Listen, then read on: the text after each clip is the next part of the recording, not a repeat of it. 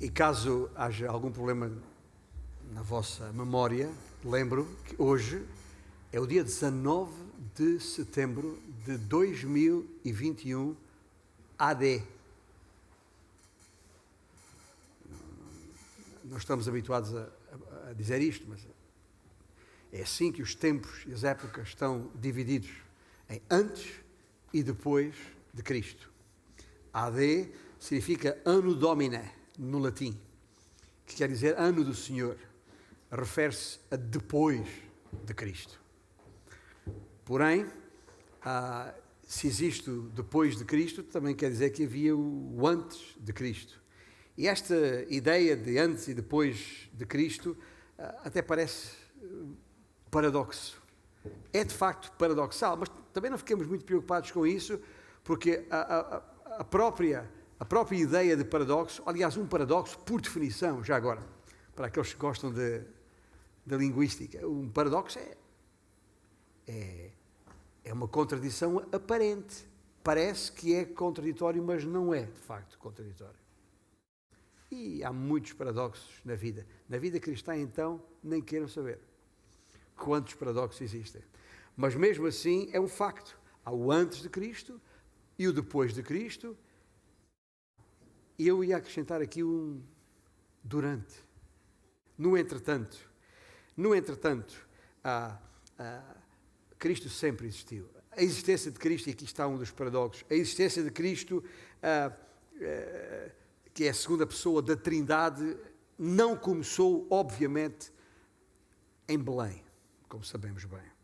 O homem Jesus, que ali veio à luz, depois de ter sido concebido no ventre de Maria, já existia. Já existia e tem existido por toda a eternidade. Ele é o Deus eterno. Aliás, era isso que o próprio Senhor tinha em mente, e são palavras dele registradas no Evangelho de João, capítulo 8, lá no versículo 58, quando Jesus, respondendo aos fariseus, disse: antes que Abraão existisse, eu sou. A partir do início do próximo ano, se o Senhor nos permitir chegar ali, nós vamos iniciar uma série de mensagens no Velho Testamento. Exatamente para permitir que juntos examinemos e verifiquemos uma sequência de imagens, uma sequência de informações, profecias, muitas, a respeito de Cristo, antes e depois da sua vinda, da sua primeira vinda. Porque as Escrituras, mesmo as Escrituras do Velho Testamento, falaram sempre da vinda do Senhor Jesus em dois tempos, ainda que os muitos estudiosos da época, os chamados doutores da lei, os tais fariseus, entre outros, não perceberam nada disso. Quando Cristo veio, pensavam que o Messias tinha chegado para reinar, porque não entenderam as Escrituras, que falavam que o Messias viria em dois tempos. Um segundo tempo para reinar, sim, mas um primeiro tempo para sofrer, morrer na cruz do Calvário, como fez por nós. E a falta de compreensão disso gerou muita confusão e até está na base jurídica, digamos assim, da crucificação. Mas em todo o caso, é preciso lembrar que este antes e depois de Cristo não altera aquilo que o autor da Epístola aos Hebreus escreveu no capítulo 13, que Jesus Cristo, ontem e hoje, é o mesmo. E o será para sempre. E isto é importante nós retermos. E por isso hoje chamo a vossa atenção. Porque em toda a Bíblia, do Gênesis ao Apocalipse, o tema central é Cristo. E hoje, em particular, eu vou chamar a nossa atenção, como já chamei necessariamente a minha, para aquela que é a primeira referência de todas as referências na Bíblia a respeito do Salvador, Jesus Cristo, lá no Velho Testamento. E se tem uma Bíblia à mão, seja qual for o formato, que seja a Bíblia, o que importa, abra lá no primeiro livro da Bíblia, o livro de Gênesis, capítulo 3 e no versículo 15. A maior parte de nós usa a versão em português de Almeida Revista e Atualizada. Alguns têm Almeida Revista e Corrigida. Como é um versículo só, eu vou ler nas duas versões, até porque uma simples leitura das duas versões vai-vos ajudar a perceber uma pequena nuance, que não é uma diferença, necessariamente. Gênesis 3,15, de acordo com a versão Revista e Atualizada, diz, aliás, disse o Senhor à serpente, porém inimizade entre ti e a mulher, entre a tua descendência e o seu descendente. Este descendente te ferirá a cabeça e tu, serpente, lhe ferirás o calcanhar. Na versão Revista e Corrigida, diz assim o Senhor à serpente, porém inimizade entre ti e a mulher, entre a tua semente e a sua semente. Esta semente, ou descendente, te ferirá a cabeça, e tu, a tua semente, lhe ferirá o calcanhar. Diante deste versículo e deste quadro, já perceberam o tema central que há pouco foi projetado na tela e que está de novo diante dos vossos olhos. Estamos a falar aqui de uma batalha de sementes. Uma batalha de sementes. E já vamos perceber porquê. Esta é a primeira promessa nas Escrituras que é dada por Deus imediatamente após a queda, ainda lá no jardim do Éden. A queda do homem, entenda-se. É uma promessa de redenção. Na verdade, este versículo contém o primeiríssimo sermão evangelístico que alguma vez foi proferido à face da terra.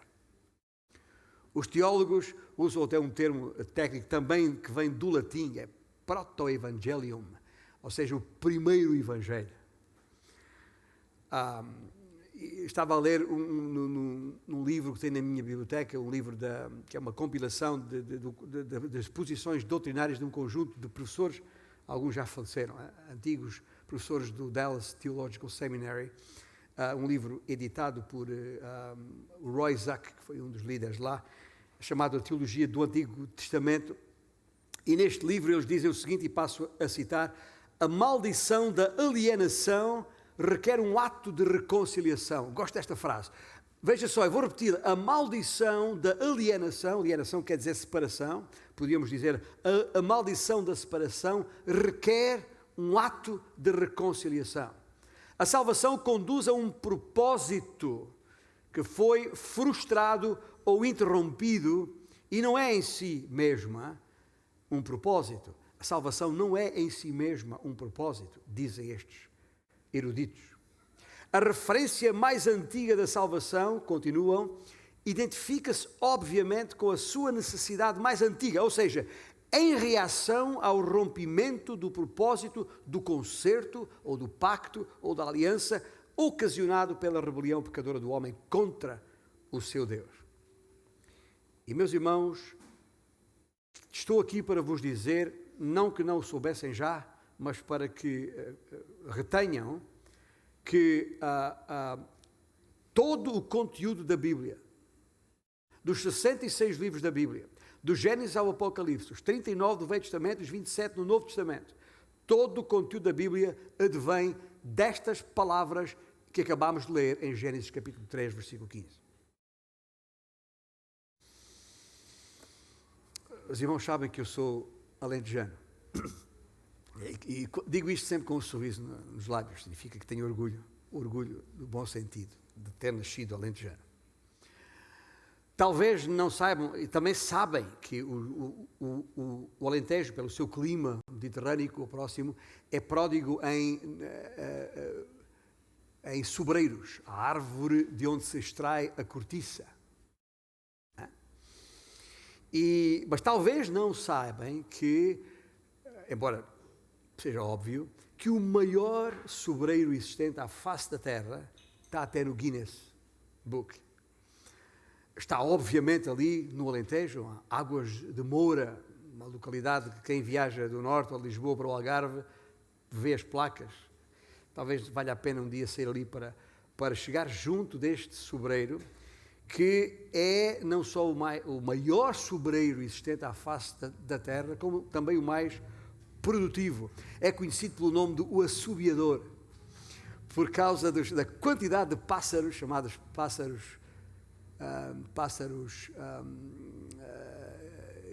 canoras, assim que se chama, ou seja, que cantam. O roxinol, o pintacil, o pardal, enfim, muitos outros que se pousam naqueles ramos e cantam. Então, a árvore ficou conhecida pelo nome assobiador. O que talvez não saibam é que esta árvore foi plantada em 1783, 200 e muitos anos. Tem mais de 14 metros de altura. Bem, se não sabe o que são 14 metros de altura, quando sair deste edifício, olhe para a altura do edifício e triplique isso. Bem, tem o perímetro do seu tronco e o perímetro do tronco em sobreiros, agora fala aqui o alentejano técnico, o perímetro dos sobreiros mete-se não junto ao chão, mas a 1,30 m do chão. É aí que se vê o perímetro do sobreiro. O sobreiro tem 4,15 m de diâmetro, de perímetro neste caso. Deve o seu nome, como já expliquei, justamente às aves que nele pousam. Mas algumas curiosidades mais a respeito desta portentosa árvore, prodigiosa até. Desde 1820, onde há registro, já foi descortiçado, ou seja, extraído cortiça dele, mais de 20 vezes. Alguém pensa assim, só?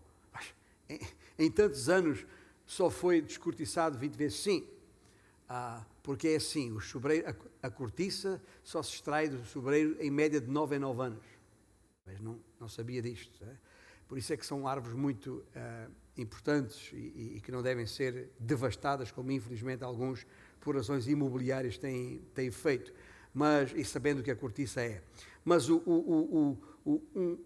só para ter uma ideia, em 1991, esse é o nosso assobiador, obrigado, estas vantagens da internet, rapidamente se projetou ali o assobiador. Mas em 1991, o seu descortiçamento resultou em 1.200 quilos de cortiça. 1 tonelada e 200 quilos de cortiça. Tem ideia do peso que a cortiça tem? É uma matéria leve, imagina a quantidade de cortiça que está em 1.200 quilos. Só para ter uma ideia, de acordo com a informação que eu recolhi no nosso amigo Google, vocês conhecem esse fulano, mas diz aí que 1.200 quilos é mais do que a produção registada pela maioria dos sobreiros normais em toda a sua vida. Só essa extração de 1.200 quilos deu origem, ouça bem, a 100.000 rolhas de cortiça. Algumas curiosidades. Mas estou a falar neste sobreiro, neste portento. Porquê? Por uma razão muito simples. É que essa coisa enorme e portentosa que aqui temos, começou assim. Isto que eu tenho na minha mão é uma verdadeira bolota que é comum aos sobreiros, às azinheiras e aos carvalhos, já agora. Isto é uma aula de coisa para vós aqui. Mas uma pequena bolota, também, que já agora não serve só para alimentar porcos, serve para muito mais do que isso. Uma pequena bolota é, na verdade, a semente que deu origem a isto, sobre o qual vos acabei de falar agora. Ou seja, aquilo tudo está aqui. Aquilo tudo está aqui. Era mais ou menos isto que eu vos estava a dizer, que o todo da Bíblia está em Gênesis 3,15. Por mais incrível que pareça. E por isso eu espero com isso ter a vossa atenção muito bem focada nestes versículos e no conteúdo que está aqui por razões óbvias. O grande pregador inglês Charles Simeon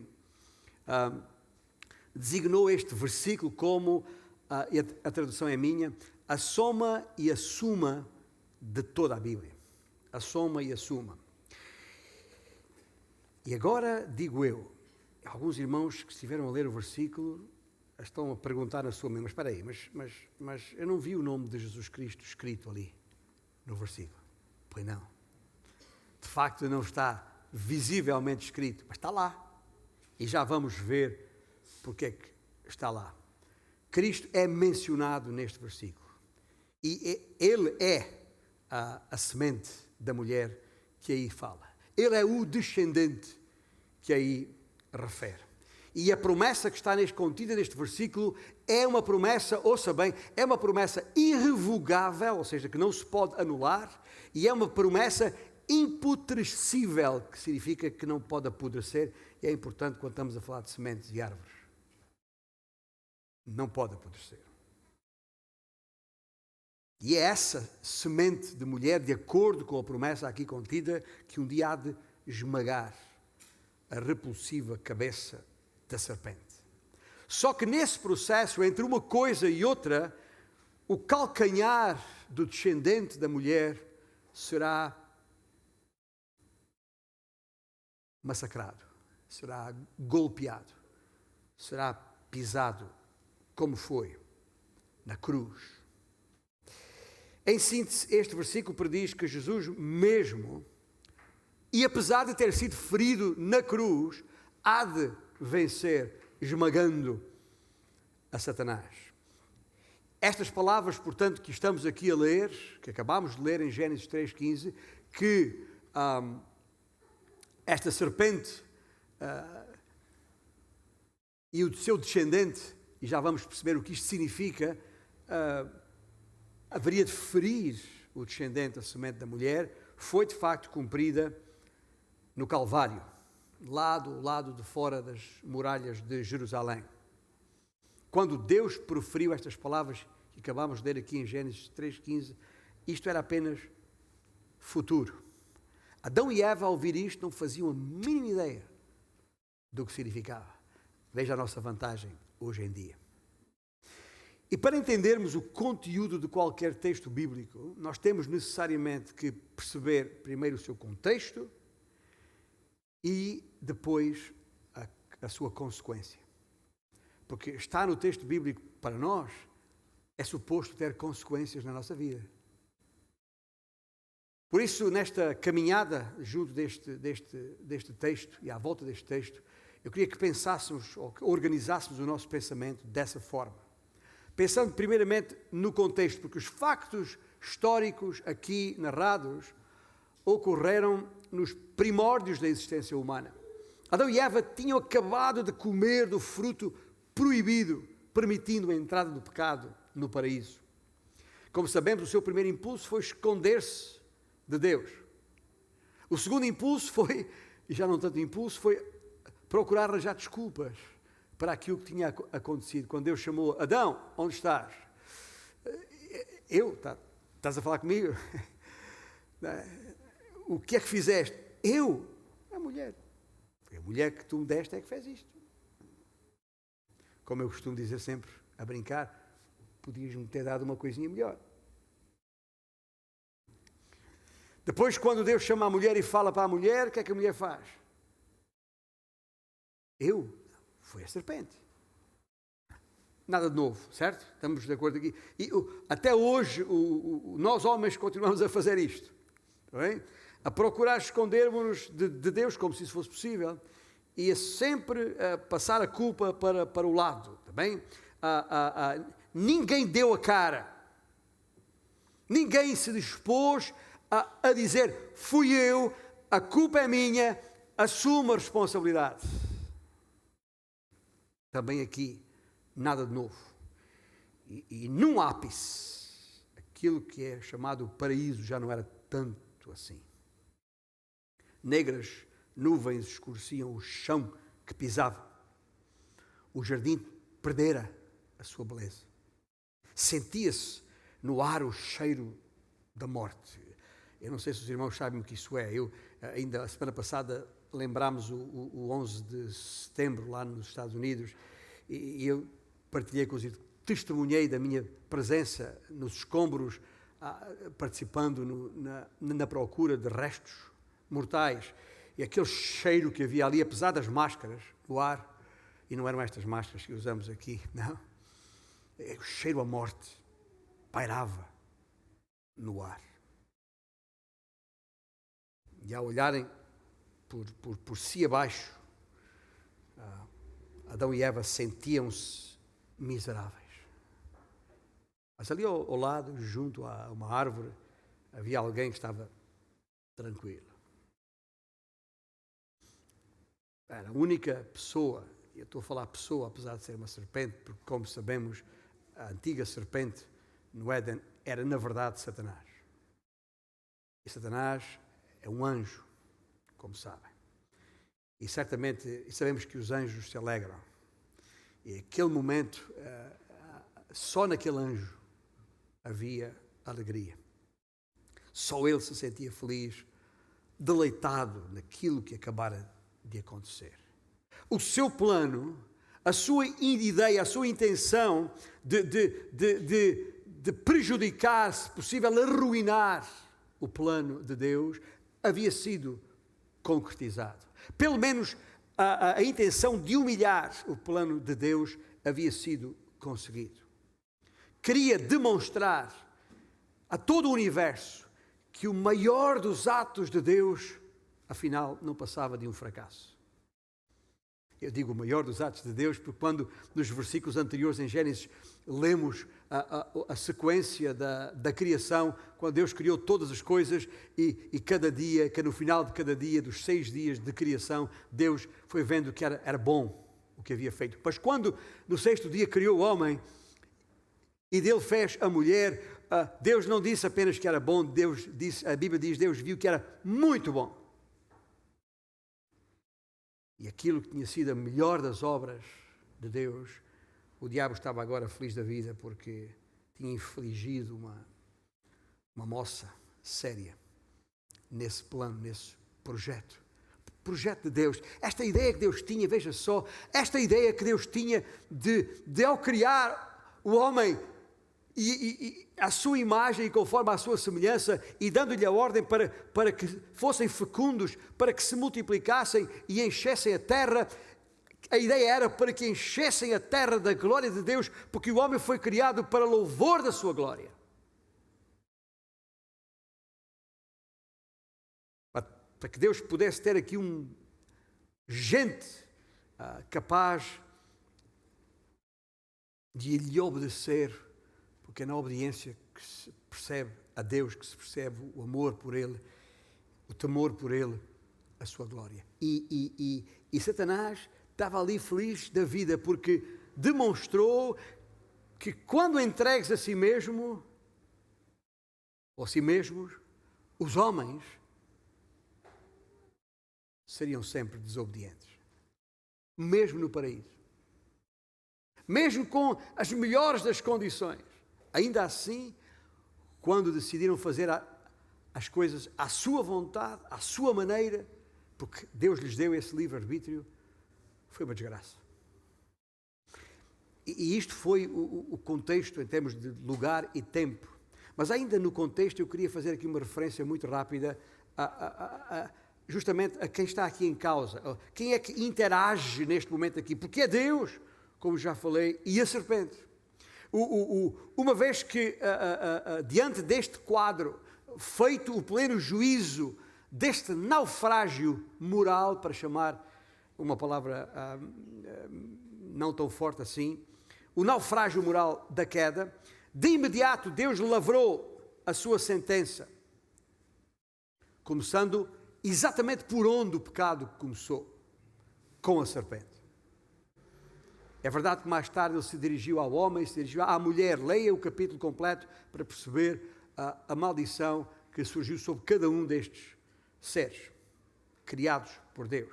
Mas primeiro Deus dirige-se à serpente Ouça bem, porque talvez nem se apercebeu disso. Se calhar lê estes versículos muitas vezes e embora haja aqui, como eu disse desde o primeiro momento, um forte impacto nas nossas próprias vidas até ao dia de hoje, a verdade é que ali, naquele contexto, naquele momento preciso e em particular, o Senhor dirige-se diretamente, não a mim nem a ti, mas à serpente. É Deus a falar. E já agora, note bem, só Deus fala. A serpente teve de ouvir e calar. Em apenas 2 versículos, os versículos 14 e 15, poderá depois ler, o Senhor sentencia sobre a serpente, que é Satanás, a devida pena ou penalidade por ter provocado a queda da humanidade. E a sentença não tem nada de bom. Aliás, essas são as más notícias para a antiga serpente, o diabo. As más notícias para ela é que não havia nenhuma boa notícia. Ali. Deus nem lhe pergunta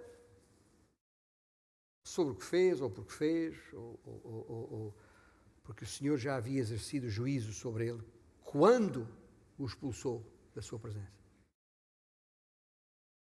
A ele e a todos os seus anjos demoníacos, como sabemos. E foi. Não houve ali, nós queixamos que a justiça é lenta, né? Mas não a justiça de Deus. Não há aqui nada de extenuantes fases de instrução, de acusação ou de defesa, testemunhas para ouvir, provas para mostrar, recursos ou alegações, moções ou acórdãos, nada disso. Pilhas de documentos para elaborar, altíssimas faturas para pagar a advogados também, à mistura. Não, no caso da serpente, simplesmente é Deus contra a serpente. Neste caso, não há caso. Assunto encerrado. Quando enganou Eva e Adão, optou por dar ouvidos, o diabo de facto causou dano, danificou o plano de Deus e passou a ter este mundo por sua conta. Por isso é que, como Paulo diz aos Coríntios, ele é o Deus deste século, deste mundo em que vivemos. Um Deus, obviamente, com letra minúscula. Mas não teve muito tempo para cantar vitória, é isso que importa perceber aqui. Ali, naquele momento, como eu falei há pouco, de felicidade dele, ali ele atingiu o cume da montanha de lixo que começou ali a amontoar. A partir daquele ponto, para Satanás é sempre a descer. Encosta abaixo. Era isto que vos queria dizer sobre o contexto. Falando sobre o conteúdo em si mesmo, aqui em Gênesis 3,15, propriamente dito, há que perceber o que é que aqui está pré-anunciado, ou predito, se quiser, tanto para Satanás como para nós. E podemos, penso que, resumir, ou se quisermos sintetizar em 3 ideias base, nas frases principais que estão aqui. Primeiramente, para perceber que há ali um conflito decorrente. É uma contenda, de facto. Quando ele diz, porém, inimizade entre ti, Satanás, e a mulher, entre a tua semente e a sua semente. A palavra-chave aqui é, obviamente, inimizade, que significa hostilidade, que significa animosidade. Algumas traduções traduziram mesmo que haverá uma guerra. E, na verdade, é isto que aqui temos. É por isso que eu, ao dar o tema, a batalha das sementes, parte 1, isto é uma declaração de guerra. Este versículo traz-nos uma declaração de guerra. O próximo domingo voltaremos à batalha das sementes, parte 2, para uma declaração de vitória. Mas hoje o que está aqui é uma declaração de guerra e o próprio Deus não apresenta faturas a ninguém. Assume todas as responsabilidades pelas despesas em causa. E nós sabemos que, e é verdade, que a Eva nunca mais se deu bem com a serpente, acho eu. A serpente pensava que tinha a mulher no bolso. Está no papo, como se diz na gíria. Mas enganou-se de todo. A Eva percebeu que cometer um enorme erro, mas jamais voltaria a dar para aquele peditório. Não há mulher nenhuma que não sonhe viver num paraíso. Ou há? Só para saber se tinha alguma mulher aqui com falta de juízo. Não há mulher nenhuma que não anseie viver num paraíso. É normal. Mas uma vez que foi expulsa, vai lembrar isso todos os dias da sua vida. Ou pelo menos devia. E vai detestar a serpente. Que já agora, a serpente, à época, no Jardim do Éden, não tem nada a ver com a serpente que nós conhecemos hoje. Aquele réptil viscoso, repugnante para alguns, que rasteja sobre o seu ventre e come o pó da terra, e que repulsa. A serpente não era assim. Ela passou a ser assim como resultado da maldição que sobre ela veio após a queda, naquele momento. Que diz, a Escritura diz que a serpente era o animal mais lindo de todos os animais domésticos. Já agora, era doméstico. Deixou de o ser. Quer dizer que era próximo. Era próximo. E por isso teve a facilidade de se aproximar de Eva e, enfim, interagir com ela. Porque se fosse uma serpente como é hoje, mulher, conversar tem um efeito completamente diferente. E, portanto, há conflito entre a mulher e a serpente em si mesmo. Claro que há. Mas o significado mais profundo desta inimizade é um outro. E que se percebe melhor na versão atualizada de Almeida, quando fala do descendente. O descendente. No hebraico, a palavra usada é a palavra semente. A Septuaginta, que é a tradução grega do hebraico, das Escrituras no hebraico, usa a palavra grega sperma, que é de onde vem a nossa palavra esperma, ou sêmen. Mas diz aqui que no hebraico a palavra usada é semente e refere-se às gerações vindouras, às gerações que descenderiam de Eva. E essa semente, ou esse descendente, a semente da mulher, a descendência da mulher, refere-se a todos os homens e mulheres que eu chamo da fé.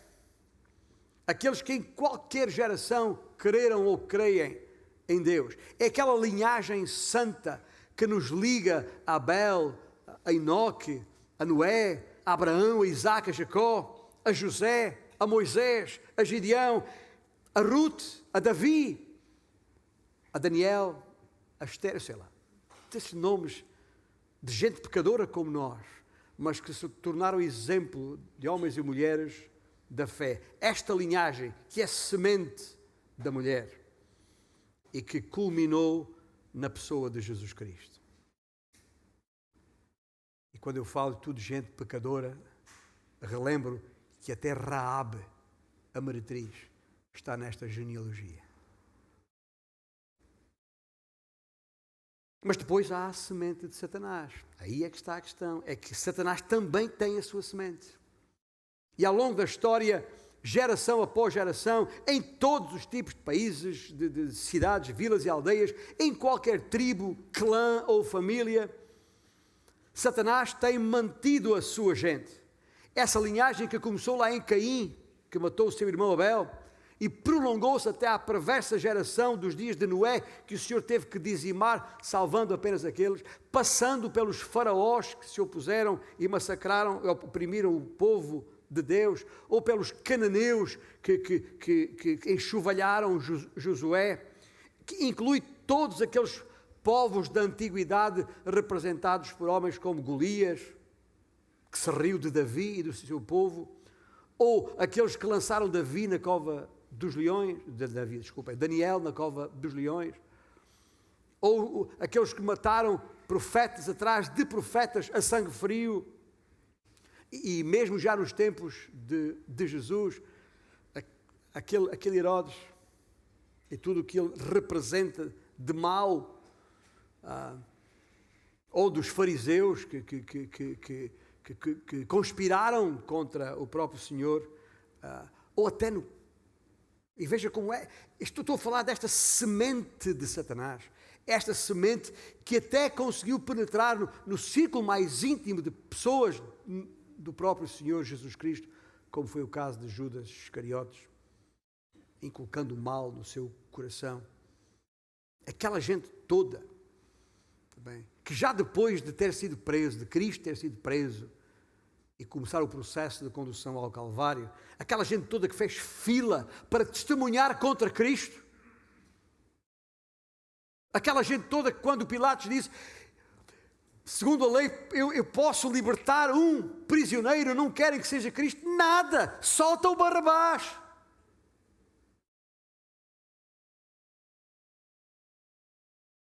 Percebem quando estamos a falar na semente da serpente, o diabo é isto. Estes feios.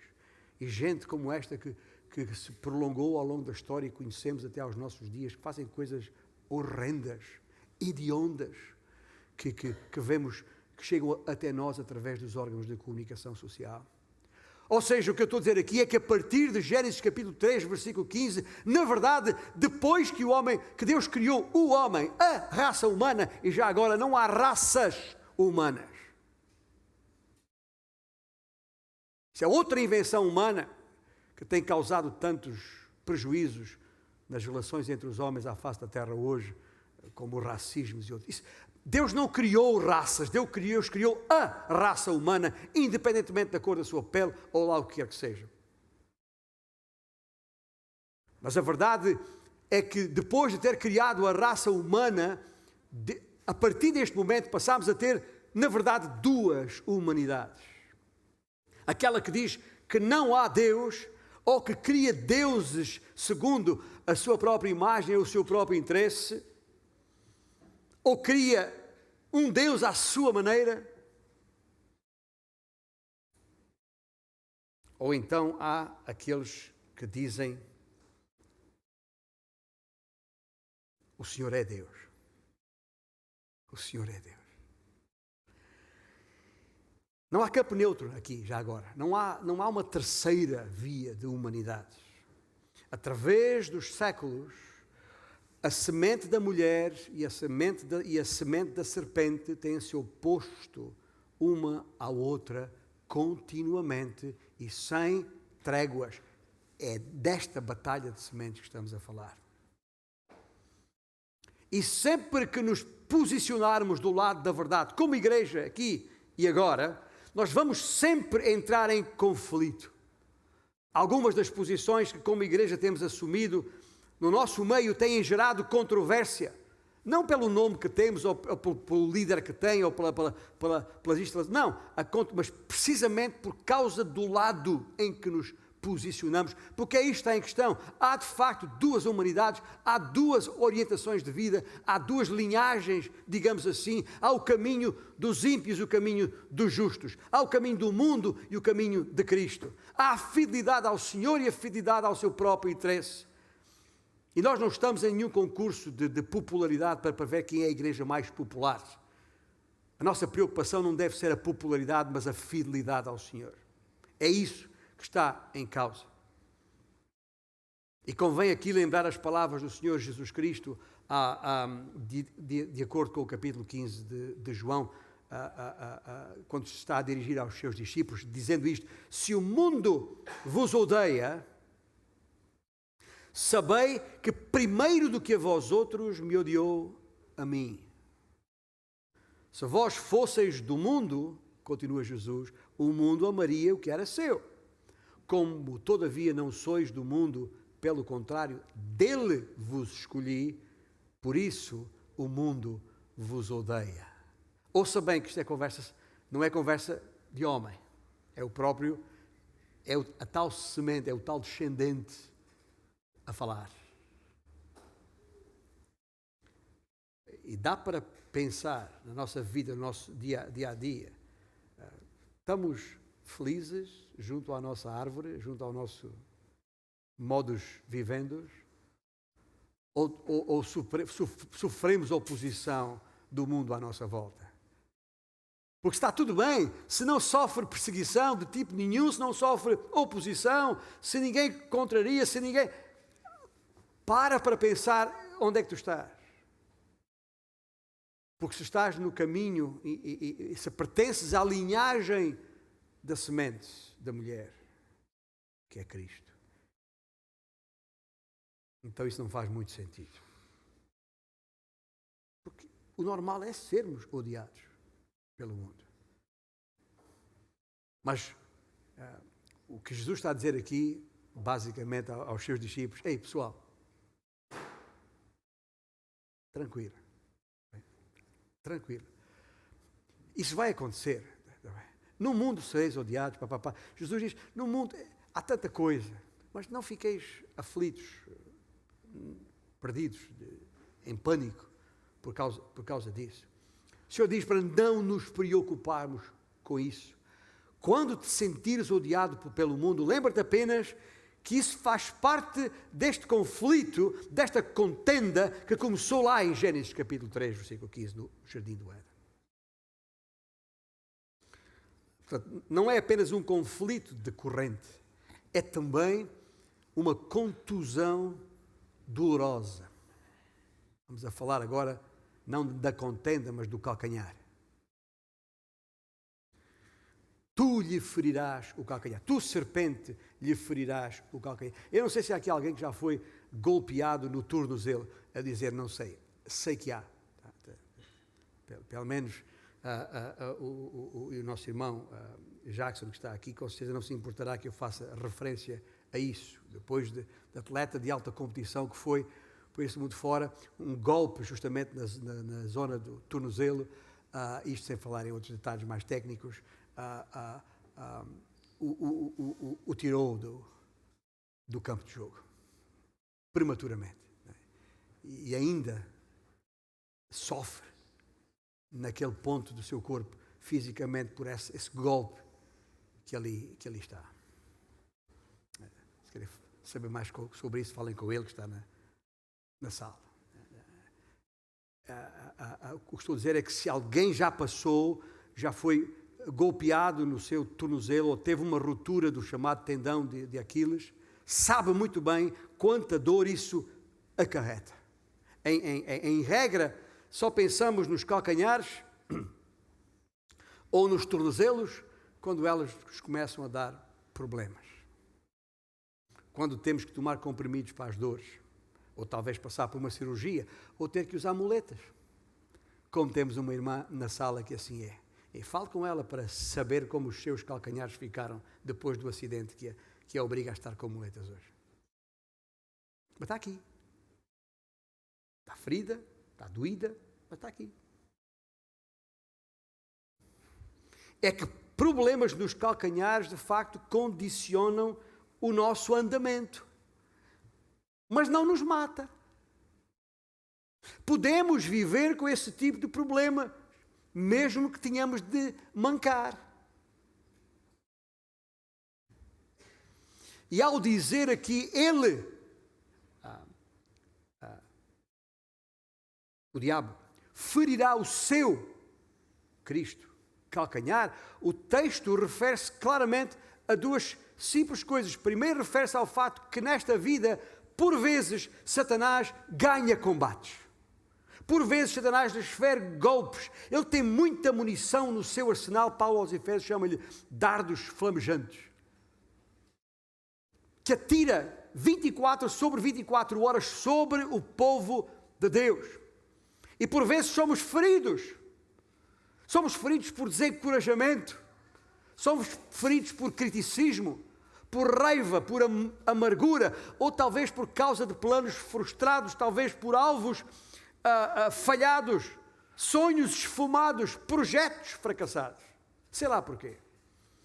E assim este texto nos relembra que a vida cristã não é um mar de rosas. Como eu costumava cantar anos atrás. Nunca ele disse que tudo eram rosas, nem sequer que a chuva não cairia. Mas onde antes havia mágoa, Cristo fez a diferença. A vida não é um mar de rosas. E as rosas, já agora, por mais bonitas que sejam e que bem cheirem, têm espinhos.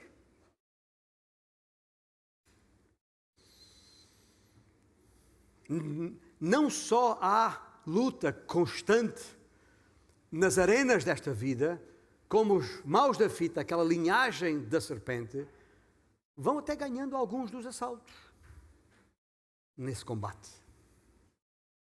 Mas há aqui um outro significado ainda mais profundo que eu queria. Estamos a tratar do conteúdo do texto em si. Nós sabemos quanto uma pedra no sapato incomoda. Eu até ainda sou do tempo, há aqui alguns mais velhos do que eu, que sabem do que estou a falar, quando ainda levávamos sapatos aos sapateiros e as solas eram pregadas, havia pregos nos sapatos. Agora é tudo colado, vulcanizado e outros usados quaisquer, já não há prego no sapato. E muitas vezes o sapateiro deixava ali um pregozinho mal fora do sítio e depois calçávamos aquele prego no sapato, incomoda mesmo. Mas um prego no calcanhar, no tendão de Aquiles, já agora, outra vez, nosso irmão já está muito mais habilitado do que eu para vos falar nisso, mas esse tendão aqui atrás, que liga a estrutura óssea do calcanhar e que liga todos os músculos, principalmente os gêmeos, esta parte toda aqui onde o corpo apoia, até ao joelho, é evidentemente um tendão muito resistente, de facto tem que ser para suportar toda esta atividade. É, aliás, o mais resistente do corpo humano, mas também é o mais suscetível, precisamente porque cruza as articulações entre o joelho e o tornozelo. Satanás atingiu o calcanhar de Cristo. Doeu quando este morreu na cruz. Onde é que foram aplicados os pregos no seu corpo durante a crucificação? Além das mãos, foi nos pés. Certamente aqui, mais fácil, pôr o prego por aqui, acima do calcanhar. Só de pensar nisto até arrepia.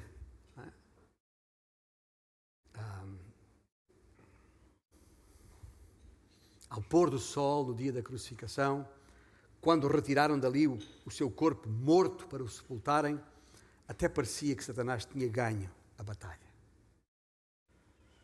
A batalha das sementes, que estamos a falar aqui. Mas na madrugada de domingo, o verdadeiro vencedor saiu vivo da sepultura e já agora pelo seu próprio pé. Sem muleta.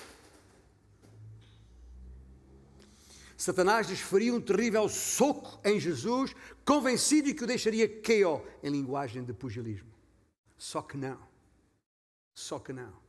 Doloroso, é certo, mas não foi mais do que um momentâneo golpe no seu calcanhar, em nada comparável com o golpe definitivo e mortal que Jesus nele desferiu na cruz.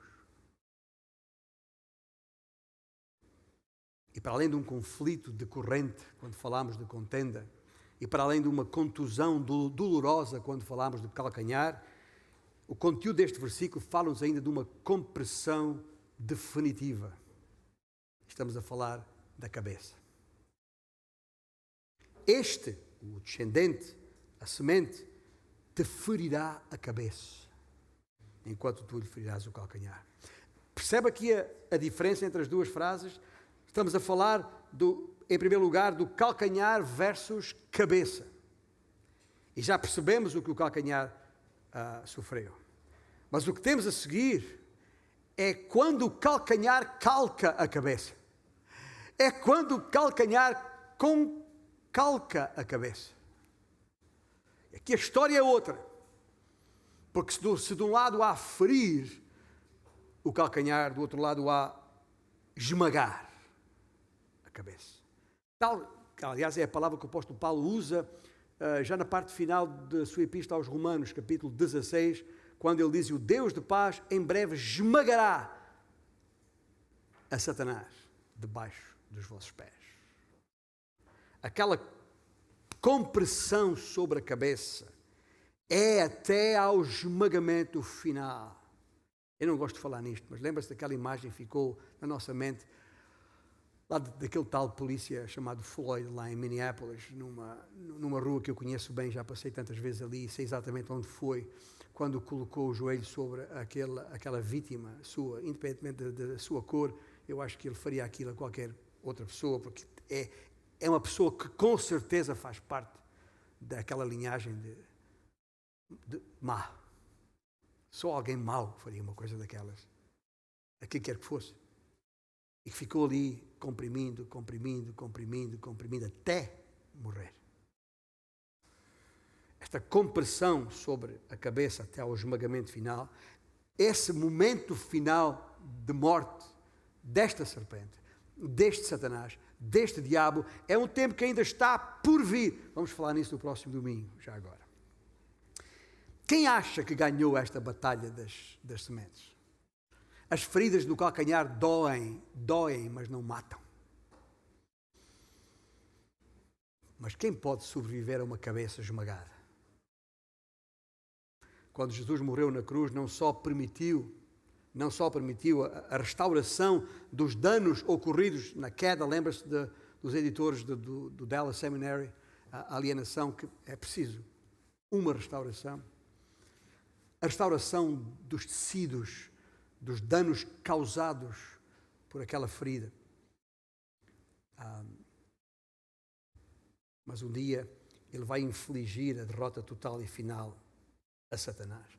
Eu sei, gente, eu sei muito bem a pergunta que está na vossa mente, porque é uma pergunta que obviamente eu faço todas as vezes, mas como é que, se Satanás foi esmagado, porque é que continua a ser bem sucedido naquilo que faz 2000 anos depois?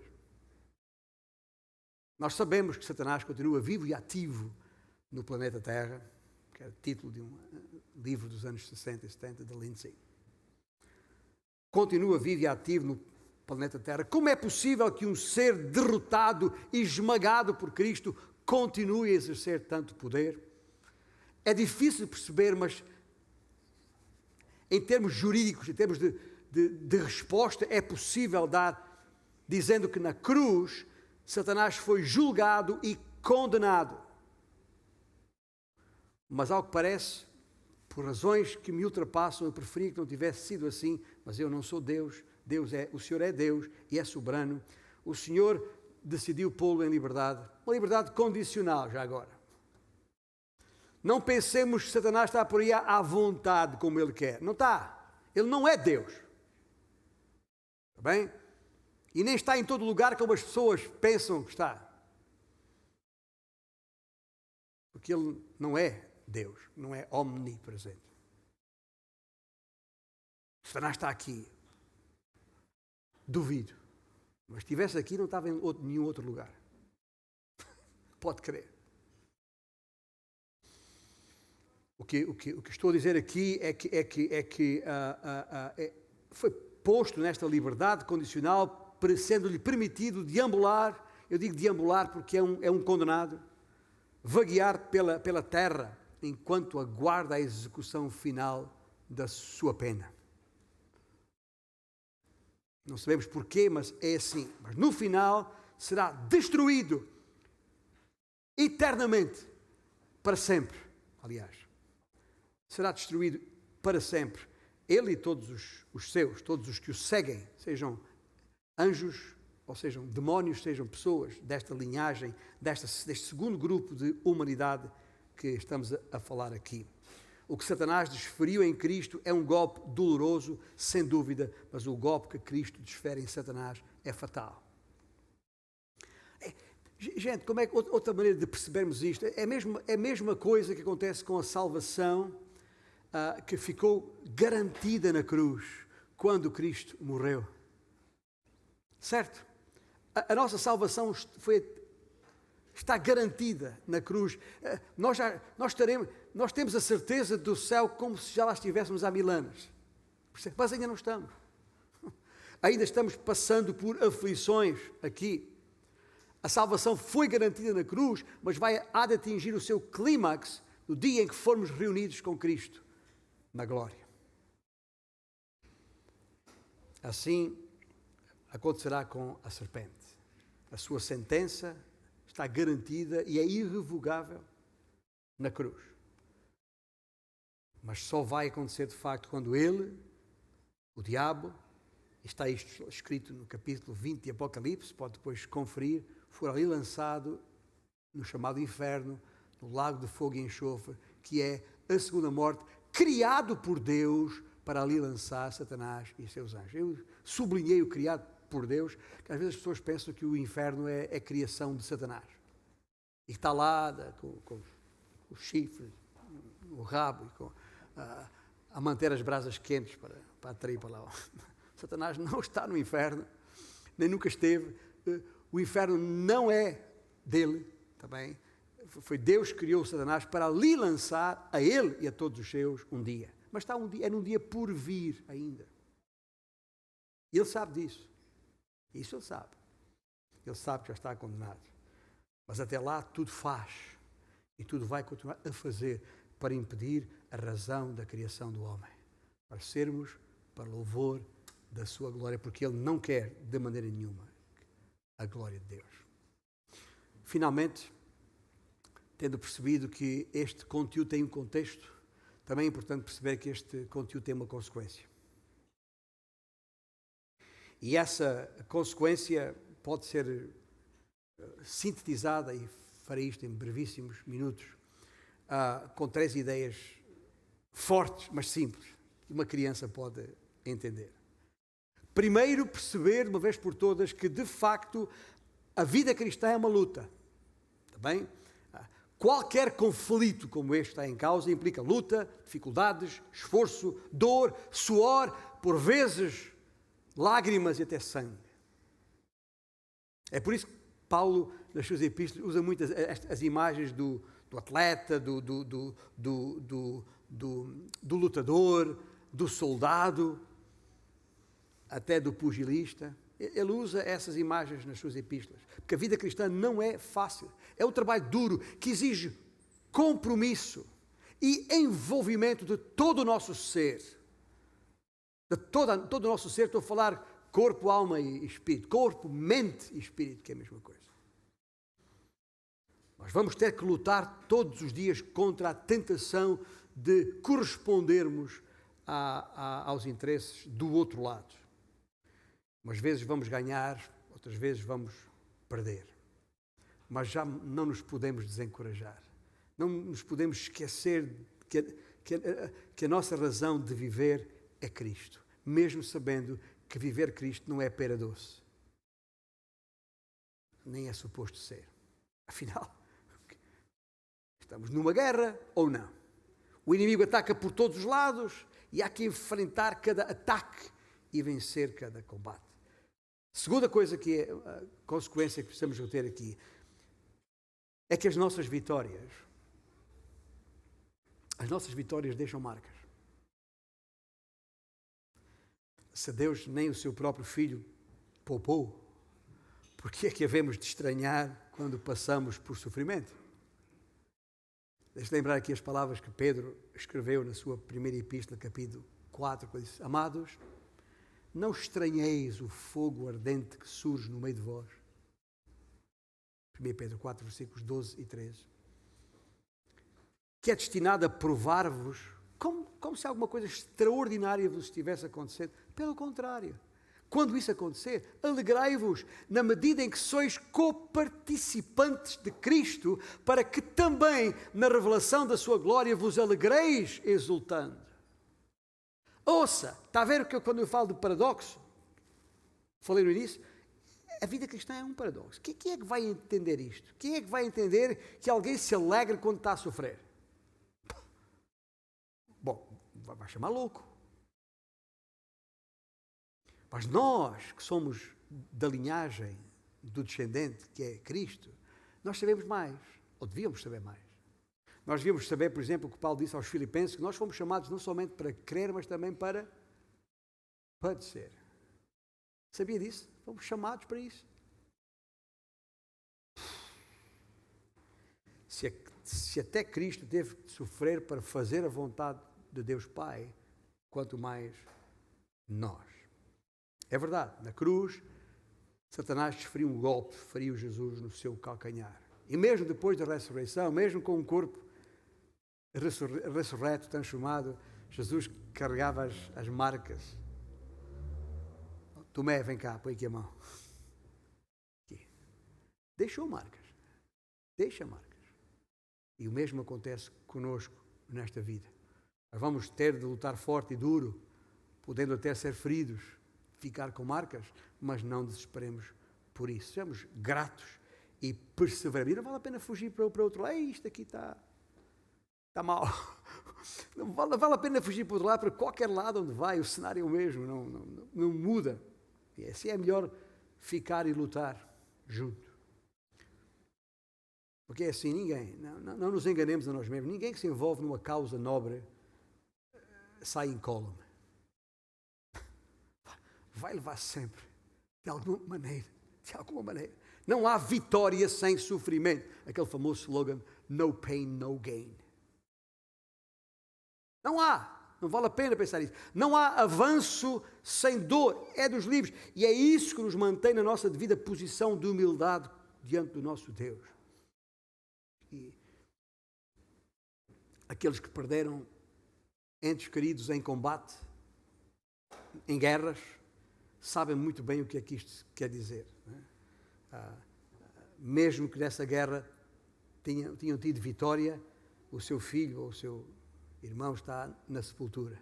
Ou seja, eu vou pôr ali flores, vitórias nas guerras, até com flores sobre sepulturas se celebram. É uma coisa difícil de perceber. E finalmente dizer-vos, em terceiro e último lugar, que aqui, neste Gênesis 3:15, onde está a tal primeira menção do Evangelho em toda a Bíblia, e os séculos foram passando, e aqui e ali Satanás vai ganhando combates, e Deus vai continuando a levantar homens e mulheres fiéis para manter esta linhagem santa por toda a terra. Lembram-se da bolota e do sobreiro? Olha, tem aqui uma outra bolota ainda na casquinha que aprendi ao ramo da árvore. Quando a promessa foi dada ali no Éden, ninguém podia imaginar a portentosa e prodigiosa vinda de Jesus. Permitam, é uma ilustração apenas, não estou a comparar Cristo a um sobreiro, como é óbvio. Mas a semente da mulher quer simplesmente dizer que tinha que ser alguém da raça humana. Dos descendentes de Noé e de Sem, passando por Abraão, até Judá, seu filho de Jacó, e a toda a casa de Davi, para 9 séculos depois, a linhagem chegar àquele primogênito daquela virgem chamada Maria, seu nome Jesus Cristo, o Emanuel. Não veio por meio usual, não, mas veio de uma maneira admirável e singular. Nasceu de uma virgem. Isto nunca tinha acontecido antes, nem depois voltou a acontecer. Todos sabemos que o sêmen, a palavra que está lá em Gênesis 3:15, a semente é do homem. Mas como nenhum homem esteve envolvido naquela concepção, é por isso que é semente de mulher.